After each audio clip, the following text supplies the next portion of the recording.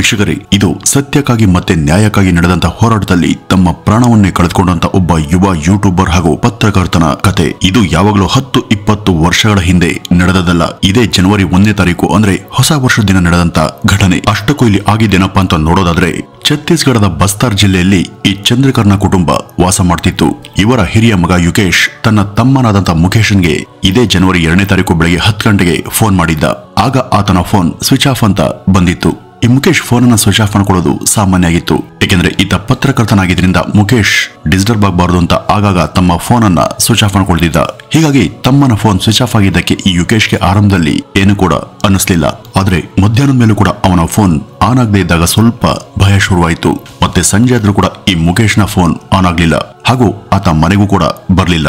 ಆಗ ಸ್ವಲ್ಪ ಚಿಂತೆಗೆ ಈಡಾದಂತ ಈ ಯುಕೇಶ್ ತನ್ನ ತಮ್ಮ ಎಲ್ಲಿ ಹೋಗಿರಬಹುದು ಅಂತ ಹುಡುಕಾಡೋದಕ್ಕೆ ಶುರು ಮಾಡ್ತಾರೆ.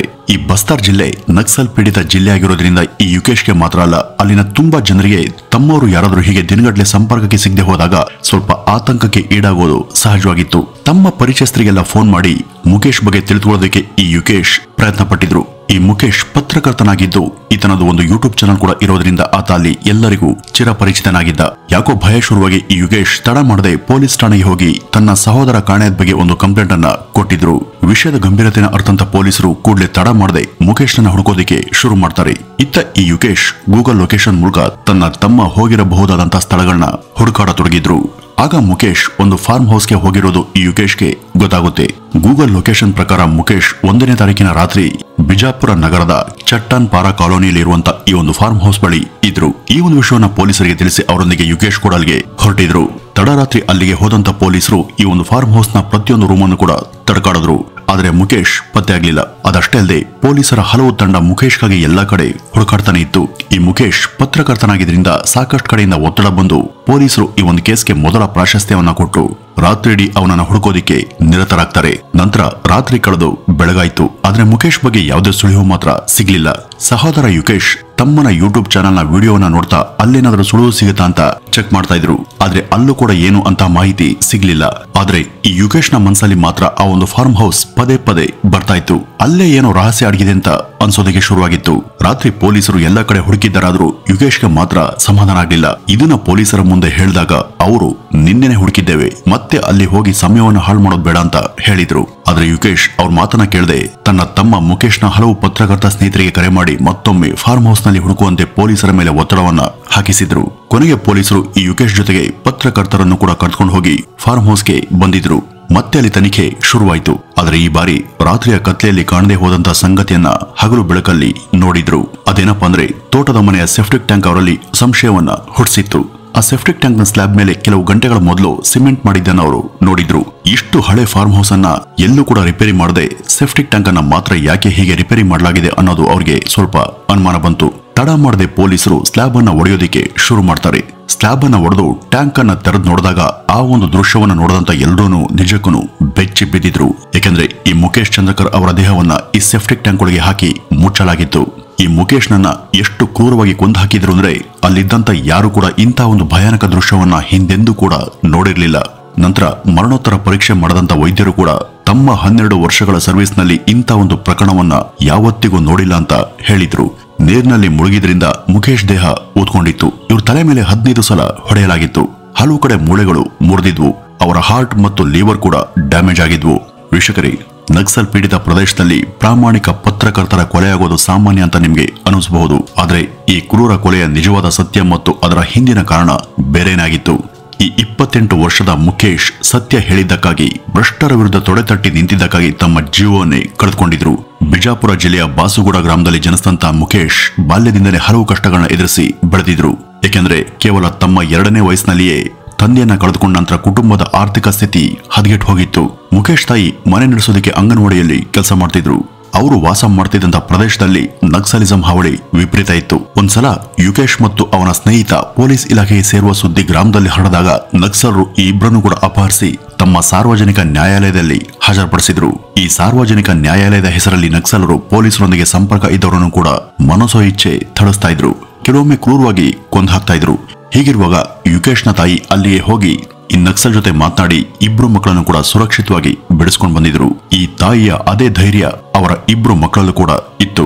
ಛತ್ತೀಸ್ಗಢದಲ್ಲಿ ನಕ್ಸಲೀಯರ ಭಯವನ್ನ ಹೋಗಲಾಡಿಸುವಂತ ಸಲುವಾಗಿ ಅಲ್ಲಿನ ರಾಜ್ಯ ಸರ್ಕಾರ ಸ್ಥಳೀಯ ಜನರ ಬೆಂಬಲದೊಂದಿಗೆ ಸಲ್ವಾ ಜುಡುಮ್ ಎಂಬ ಚಳವಳಿಯನ್ನ ಶುರು ಮಾಡಿತ್ತು.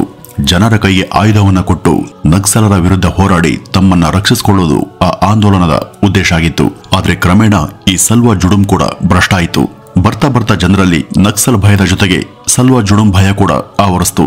ಈ ಸಲ್ವಾ ಜುಡುಮ್ ಸಭೆಗಳಿಗೆ ಹೋಗೋರನ್ನ ಈ ನಕ್ಸಲರು ಕೊಲ್ತಾ ಇದ್ರು, ಮತ್ತೆ ತಮ್ಮ ಸಭೆಗೆ ಬರ್ದೇ ಇರೋರನ್ನ ಈ ಸಲ್ವಾ ಜುಡುಮ್ನವರು ಕೊಲ್ತಾ ಇದ್ರು.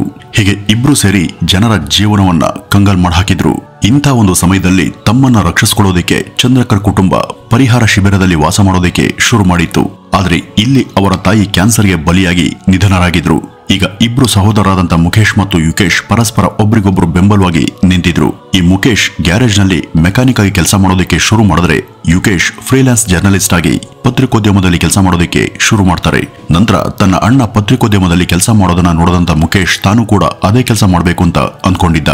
ಅಣ್ಣನ ಬೆಂಬಲದೊಂದಿಗೆ ಮುಖೇಶ್ ಸ್ಥಳೀಯ ಸುದ್ದಿ ಮಾಧ್ಯಮಗಳಿಗೆ ಕೆಲಸ ಮಾಡ್ತಾ ಕ್ರಮೇಣ ಸಹಾರಾ ನ್ಯೂಸ್ 18 ಮತ್ತು NDTV ಅಂತ ದೊಡ್ಡ ಚಾನೆಲ್ಗಳಿಗೆ ಸ್ವತಂತ್ರ ಪತ್ರಕರ್ತರಾಗಿ ಕೆಲಸ ಮಾಡೋದಕ್ಕೆ ಶುರು ಮಾಡಿದ್ದ. ಈ ಮುಖೇಶ್ ತುಂಬಾ ಚಿಕ್ಕ ವಯಸ್ಸಿನಲ್ಲಿಯೇ ಬಹಳಷ್ಟು ನೋಡಿದ್ದ.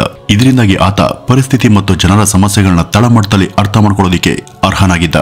ತನ್ನ ವರದಿಯಲ್ಲಿ ಸತ್ಯವನ್ನ ತೋರಿಸೋದಕ್ಕೆ ಯಾವುದೇ ಮಟ್ಟಕ್ಕೂ ಇಳಿಯೋದಕ್ಕೆ ಸಿದ್ಧರಿದ್ದಂತ ಈ ಮುಖೇಶ್ ನೇರ ಮಾತಿನ ಪ್ರಾಮಾಣಿಕ ಪತ್ರಕರ್ತ.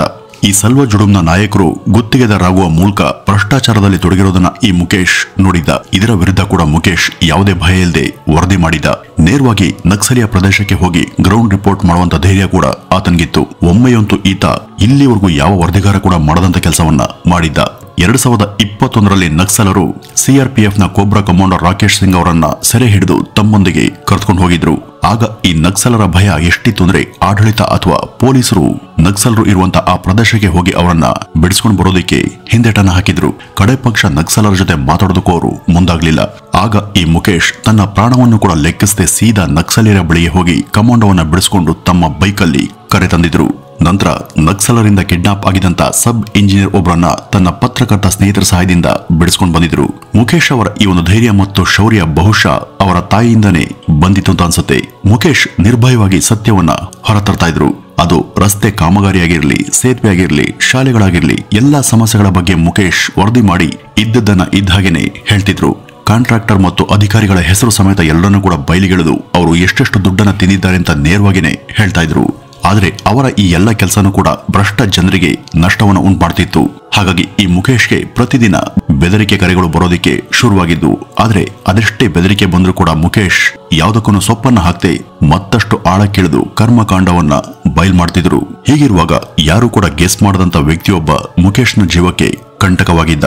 ಇದೇ 2024ರ ಡಿಸೆಂಬರ್ 25ನೇ ತಾರೀಕು ಮುಖೇಶ್ ಛತ್ತೀಸ್ಗಢದ ಪ್ರಾಜೆಕ್ಟ್ ಒಂದರಲ್ಲಿ ನಡೆದಂತ ಹಗರಣದ ಕುರಿತು ವರದಿಯನ್ನ ಸಿದ್ಧಪಡಿಸಿದ್ರು. 52 ಕಿಲೋಮೀಟರ್ ಉದ್ದದ ರಸ್ತೆಯನ್ನ ನಿರ್ಮಿಸಲಾಗಿದ್ದು ಆರಂಭದಲ್ಲಿ ಇದರ ಬಜೆಟ್ 56 ಕೋಟಿ ಅಂತ ಇತ್ತು. ಆದ್ರೆ ಗುತ್ತಿಗೆದಾರರು ಅದನ್ನ 120 ಕೋಟಿಗೆ ಹೆಚ್ಚಿಸಿದ್ರು. ಕೆಲವೇ ದಿನಗಳಲ್ಲಿ ಕೇವಲ 1 ಕಿಲೋಮೀಟರ್ ರಸ್ತೆಯಲ್ಲಿ 35 ಗುಂಡಿಗಳು ಕಾಣಿಸಿಕೊಂಡಿದ್ವು. ರಸ್ತೆಯನ್ನ ಸಂಪೂರ್ಣವಾಗಿ ನಿರ್ಮಿಸುವಂತ ಮೊದಲೇ ಅದು ಹಾಳಾಗಿತ್ತು. ಈ ಬಗ್ಗೆ ಸಂಬಂಧಪಟ್ಟವರು ಯಾಕೆ ಗಮನ ಹರಿಸ್ತಿಲ್ಲ ಅಂತ, ಗುತ್ತಿಗೆದಾರರ ವಿರುದ್ಧ ಯಾಕೆ ಕ್ರಮ ಕೈಗೊಳ್ತಿಲ್ಲ ಅಂತ ಈ ವರದಿ ಮಾಡದಂತ ಮುಖೇಶ್ ಅಷ್ಟಕ್ಕೆ ಸುಮ್ಮನಿರದೆ ಈ ಒಂದು ಪ್ರಾಜೆಕ್ಟ್ ವಿರುದ್ಧ ಒಂದು ಚಳವಳಿಯನ್ನೇ ಶುರು ಮಾಡಿದ್ರು. ಈ ಒಂದು ಅಭಿಯಾನ ಪರಿಣಾಮ ಬೀರ್ತು. ಮುಖೇಶ್ ಅವರ ಧ್ವನಿ ದೂರದವರೆಗೂ ತಲುಪ್ತು. ಛತ್ತೀಸ್ಗಢ ಸರ್ಕಾರ ತನಿಖಾ ಸಮಿತಿಯನ್ನು ರಚಿಸಿ ಮುಖೇಶ್ ವರದಿ ಆಧಾರದ ಮೇಲೆ ಯೋಜನೆಯ ಬಗ್ಗೆ ತನಿಖೆ ಮಾಡೋದಕ್ಕೆ ಶುರು ಮಾಡಿತ್ತು. ಅಷ್ಟಕ್ಕೂ ಈ 52 ಕಿಲೋಮೀಟರ್ ರಸ್ತೆಯ ಗುತ್ತಿಗೆದಾರರು ಬೇರೆ ಯಾರೂ ಆಗಿರಲಿಲ್ಲ. ಅದು ಖುದ್ದು ಮುಖೇಶ್ ಅವರ ಸೋದರ ಸಂಬಂಧಿ ಸುರೇಶ್ ಚಂದ್ರಕರ್. ಪೊಲೀಸ್ ಅಧಿಕಾರಿಯ ಮನೆಯಲ್ಲಿ ಅಡಿಗೆಯನ್ನ ಮಾಡ್ತಿದ್ದಂತ ಸುರೇಶ್ ಚಂದ್ರಕರ್ ಏನೇನೋ ಸರ್ಕಸ್ ಮಾಡಿ ಈಗ ಕೋಟಿಗಟ್ಟಲೆ ವಂಚನೆ ಮಾಡುವಂತ ಗುತ್ತಿಗೆದಾರ ಆಗಿದ್ದ. 2021ರಲ್ಲಿ ತನ್ನ ಮದುವೆಗೆ 10 ಕೋಟಿಯನ್ನ ಖರ್ಚು ಮಾಡಿದ ಅಂದ್ರೆ ಅವನ ಭ್ರಷ್ಟಾಚಾರ ಹೇಗಿತ್ತು ಅಂತ ನೀವು ಲೆಕ್ಕ ಹಾಕಬಹುದು. 52 ಕಿಲೋಮೀಟರ್ ರಸ್ತೆಯ 121 ಕೋಟಿ ವಂಚನೆ ವರದಿಯನ್ನ ಹತ್ತಿಕ್ಕೋದಿಕ್ಕೆ ಸುರೇಶ್ ಮೊದಲು ಸಾಧ್ಯವಿರುವಂತ ಎಲ್ಲಾ ಪ್ರಯತ್ನಗಳನ್ನು ಕೂಡ ಮಾಡಿದ್ದ. ತನ್ನ ಸೋದರ ಆಗುವನೆ ವರದಿ ಮಾಡುತ್ತಿರೋದ್ರಿಂದ ಅವನನ್ನ ಸುಲಭವಾಗಿ ಮುಣಿಸಬಹುದು ಅಂತ ಸುರೇಶ್ ಅಂದ್ಕೊಂಡಿದ್ದ. ಆದ್ರೆ ಈ ಮುಖೇಶ್ ರವರ ಪ್ರಾಮಾಣಿಕತೆಯನ್ನ ಖರೀದಿ ಮಾಡೋದು ಅವನಿಂದ ಸಾಧ್ಯ ಆಗ್ಲಿಲ್ಲ. ಕೊನೆಗೆ ಸುರೇಶ್ ತನ್ನ ಇಬ್ರು ಸಹೋದರರಾದಂತ ದಿನೇಶ್ ಮತ್ತು ರಿತೇಶ್ ಜೊತೆ ಕೂಡಿ ಮುಖೇಶ್ ನನ್ನ ಮುಗ್ಸೇ ಬಿಡೋಣ ಅಂತ ಸಂಚು ಹಾಕಿದ್ರು. 2024 ಡಿಸೆಂಬರ್ 31ನೇ ತಾರೀಕು ಹೊಸ ವರ್ಷವನ್ನ ಆಚರಿಸುವಂತ ನೆಪದಲ್ಲಿ ಈ ರಿತೇಶ್ ಮುಖೇಶ್ ರನ್ನ ತೋಟದ ಮನೆಗೆ ಕರೆದಿದ್ದ. ಆದ್ರೆ ಈ ಮುಖೇಶ್ ಬ್ಯುಸಿಯಾಗಿರೋ ಕಾರಣ ಆ ದಿನ ಹೋಗೋದಿಕ್ಕೆ ಸಾಧ್ಯ ಆಗ್ಲಿಲ್ಲ. ಮರುದಿನ ಅಂದ್ರೆ ಜನವರಿ 1, 2025ರಂದು ರಿತೇಶ್ ಮತ್ತೆ ಈ ಮುಖೇಶ್ಗೆ ಕರೆ ಮಾಡಿ ಇವತ್ತಾದ್ರೂ ಬಾಪ ಫಾರ್ಮ್ ಹೌಸ್ ಅಲ್ಲಿ ಊಟ ಮಾಡೋಣ ಅಂತ ಕರೆದಿದ್ದ. ಅದರಂತೆ ತಡರಾತ್ರಿ ಮುಖೇಶ್ ಫಾರ್ಮ್ ಹೌಸ್ ಕಡೆಗೆ ತಲುಪಿದಾಗ ಅಲ್ಲಿ ರಿತೇಶ್ ಮತ್ತು ಫಾರ್ಮ್ ಹೌಸ್ ನ ಮೇಲ್ವಿಚಾರಕ ಮಹೇಂದ್ರ ರಾಮ್ ಇದ್ರು. ಮುಂದಿನ ಕ್ಷಣದಲ್ಲಿ ಏನಾಗಲಿದೆ ಅಂತ ಈ ಮುಖೇಶ್ಗೆ ಗೊತ್ತಿರಲಿಲ್ಲ. ಅವ್ರ ಜೊತೆ ಮಾತಾಡ್ತಿರುವಾಗಲೇ ಇದ್ದಕ್ಕಿದ್ದಂತೆ ಕಬ್ಬಿಣದ ರಾಡ್ನಿಂದ ಮುಖೇಶ್ ಮೇಲೆ ಹಲ್ಲೆ ಮಾಡಲಾಯಿತು. ಇಬ್ರು ಸೇರಿ ಅವನನ್ನ ಹೊಡೆಯೋದಕ್ಕೆ ಶುರು ಮಾಡಿದ್ರು. ಈ ಮುಖೇಶ್ ತಿರುಗಿ ಬಿದ್ದು ಫೈಟ್ ಮಾಡದನಾದ್ರೂ ಅವರಿಬ್ಬರನ್ನ ಮಣಿಸೋದಕ್ಕೆ ಆತನಿಗೆ ಸಾಧ್ಯ ಆಗ್ಲಿಲ್ಲ. ಅವರಿಬ್ಬರು ಸೇರ್ಕೊಂಡು ಅವನ ಜೀವ ಹೋಗೋವರೆಗೂ ಬಿಡ್ಲಿಲ್ಲ. ಹೀಗೆ ಸೋದರ ಸಂಬಂಧಿಗಳೇ ಸೇರಿ ಈ ಮುಖೇಶ್ನನ್ನ ಮುಗಿಸ್ ಹಾಕಿದ್ರು. ಈ ಸುರೇಶ್ ಸ್ಥಳದಲ್ಲಿ ಇರ್ಲಿಲ್ವಾದ್ರೂ ಎಲ್ಲವೂ ಅವನ ಆಜ್ಞೆಯ ಮೇರೆಗೆನೆ ನಡೀತಾ ಇತ್ತು. ಕೊಲೆಯ ನಂತರ ಈ ಸುರೇಶ್ನ ಮತ್ತೊಬ್ಬ ಸಹೋದರ ದಿನೇಶ್ ಚಂದ್ರಕರ್ ಅಲ್ಲಿಗೆ ಬಂದು ಮುಖೇಶ್ ಸತ್ತಿರೋದನ್ನ ಖಚಿತಪಡಿಸಿಕೊಂಡು ಆ ಒಂದು ಶವವನ್ನ ಸೆಪ್ಟಿಕ್ ಟ್ಯಾಂಕ್ ನಲ್ಲಿ ಎಸ್ತಿದ್ರು. ನಂತರ ಮೂವರು ಹೋಗಿ ಸುರೇಶ್ನನ್ನ ಭೇಟಿ ಮಾಡಿ ಮುಖೇಶ್ ಸತ್ತಿರೋದನ್ನ ತಿಳಿಸಿದ್ರು. ಆಗ ಸುರೇಶ್ ತನ್ನ ತಮ್ಮ ದಿನೇಶ್ಗೆ ವಾಪಸ್ ತೋಟದ ಮನೆಗೆ ಹೋಗು, ಸೆಪ್ಟಿಕ್ ಟ್ಯಾಂಕ್ ನ ಮೇಲಿನ ಬಿರುಕಿಗೆ ಸಿಮೆಂಟ್ ಅನ್ನ ಹಚ್ಚಿಸು, ಆಗ ವಾಸನೆ ಬರೋದಿಲ್ಲ, ಹೆಣ ಕೂಡ ಸಿಗಲ್ಲ ಅಂತ ಹೇಳಿದ್ದ. ಅದರಂತೆ ಮರುದಿನ ಈ ದಿನೇಶ್ ತೋಟಕ್ಕೆ ಹೋಗಿ ಆ ಟ್ಯಾಂಕ್ ಅನ್ನ ಸಿಮೆಂಟ್ ನಿಂದ ಪ್ಲಾಸ್ಟಿಂಗ್ ಮಾಡಿಸಿದ್ದ. ಈ ಮುಖೇಶ್ ಕಣ್ಮರೆಯಾದ ನಂತರ ಪೊಲೀಸರು ಖಂಡಿತವಾಗಿ ತನ್ನನ್ನ ಹುಡುಕ್ತಾರೆ ಅಂತ ಈ ಸುರೇಶ್ಗೆ ಗೊತ್ತಿತ್ತು. ಆದ್ರಿಂದ ಅವನು ತನ್ನ ಕಾರ್ನ ನಂಬರ್ ಪ್ಲೇಟ್ ಬದಲಾಯಿಸಿ ರಿತೇಶ್ನನ್ನ ದೆಹಲಿಗೆ ಹೋಗೋದಿಕ್ಕೆ ಹೇಳ್ತಾನೆ. ದಿನೇಶ್ ಮತ್ತು ಮಹೇಂದ್ರ ರಾಮ್ ಬಿಜಾಪುರದಲ್ಲಿ ಉಳಿತಾರೆ. ಈ ಸುರೇಶ್ ಆಸ್ಪತ್ರೆಯಲ್ಲಿ ದಾಖಲಾಗಿರುವಂತಹ ತನ್ನ ಸಹೋದ್ಯೋಗಿ ಒಬ್ಬರನ್ನ ಭೇಟಿಯಾಗುವಂತ ನೆಪದಲ್ಲಿ ಹೈದರಾಬಾದ್ಗೆ ಹೊರಟಿದ್ದ. ಜನವರಿ 3ನೇ ತಾರೀಕು ಮುಖೇಶ್ನ ಮೃತದೇಹ ಸಿಕ್ಕದ ನಂತರ ಪೊಲೀಸರು ಬಿಜಾಪುರದಲ್ಲಿ ದಿನೇಶ್ ಮತ್ತು ಮಹೇಂದ್ರ ರಾಮ್ ಇಬ್ಬರನ್ನು ಕೂಡ ಹುಡುಕಿ ಬಂಧಿಸಿದ್ರು. ರಿತೇಶ್ನನ್ನು ಕೂಡ ಬಂಧಿಸಲಾಯಿತು. ತಲೆ ಮರೆಸಿಕೊಂಡಂತ ಸುರೇಶ್ನನ್ನ ಹಿಡಿಯೋದಕ್ಕೆ 2000 ಸಿಸಿಟಿವಿಗಳನ್ನ ಸ್ಕ್ಯಾನ್ ಮಾಡಿ 300 ಮೊಬೈಲ್ ನಂಬರ್ಗಳ ಲೊಕೇಶನ್ ಅನ್ನ ಟ್ರೇಸ್ ಮಾಡಿ ಕೊನೆಗೂ ಅವನನ್ನ ಹೈದರಾಬಾದ್ ನಲ್ಲಿರುವಂತಹ ಅವನ ಚಾಲಕನ ಮನೆಯಲ್ಲಿ ಬಂಧಿಸಲಾಯಿತು. ವೀಕ್ಷಕರೇ, ಸತ್ಯಕ್ಕಾಗಿ ನಡೆದಂತ ಹೋರಾಟದಲ್ಲಿ ಈ ಮುಖೇಶ್ ಹುತಾತ್ಮರಾದರು ಅಂತಾನೆ ಹೇಳಬಹುದು.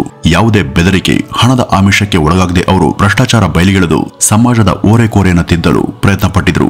ಈ ಸುರೇಶ್ ಬಳಿ ಸಾಕಷ್ಟು ಹಣ ಇದೆ. ಆ ಒಂದು ಹಣಕ್ಕೆ ಎಲ್ಲವನ್ನೂ ಕೂಡ ಮುಚ್ಚಾಕುವಂತ ಶಕ್ತಿ ಕೂಡ ಇದೆ. ಆದ್ರೆ ಈ ಮುಖೇಶ್ ಚಂದ್ರಕರ್ ಪ್ರಕರಣದಲ್ಲಿ ಈ ರೀತಿ ಆಗದೆ ಅವರ ಸಾವಿಗೆ ನ್ಯಾಯ ಸಿಗಲಿ ಮತ್ತು ಎಲ್ಲ ಅಪರಾಧಿಗಳಿಗೆ ಕಠಿಣ ಶಿಕ್ಷೆ ಆಗ್ಲಿ ಅಂತ ನಾವು ಈ ಒಂದು ವಿಡಿಯೋದ ಮೂಲಕ ಆಶಿಸ್ತೀವಿ. ವೀಕ್ಷಕರೇ, ಇದಿಷ್ಟು ಇವತ್ತಿನ ಈ ಒಂದು ವಿಡಿಯೋದ ಮಾಹಿತಿ. ಇನ್ನು ಈ ಒಂದು ಘಟನೆ ಬಗ್ಗೆ ನಿಮ್ಮ ಅನಿಸಿಕೆಯನ್ನ ಕಮೆಂಟ್ ನ ಮೂಲಕ ತಿಳಿಸಿ ಅಂತ ಹೇಳ್ತಾ ಈ ಒಂದು ವಿಡಿಯೋವನ್ನ ಇಲ್ಲಿಗೆ ಮುಗಿಸೋಣ. ನಮಸ್ಕಾರ.